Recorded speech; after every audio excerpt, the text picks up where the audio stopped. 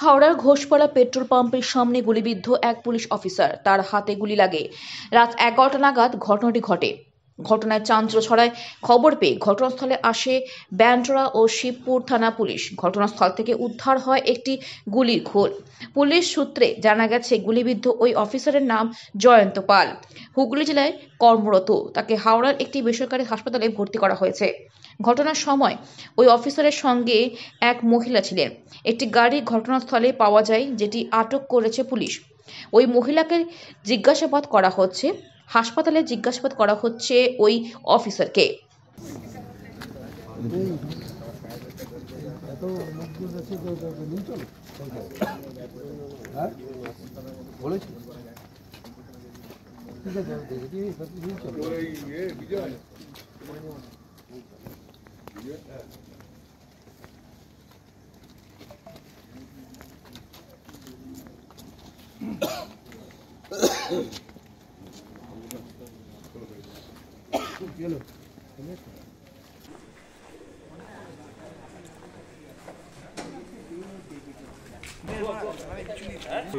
সিটে আছে, বোতলে লাগা আছে।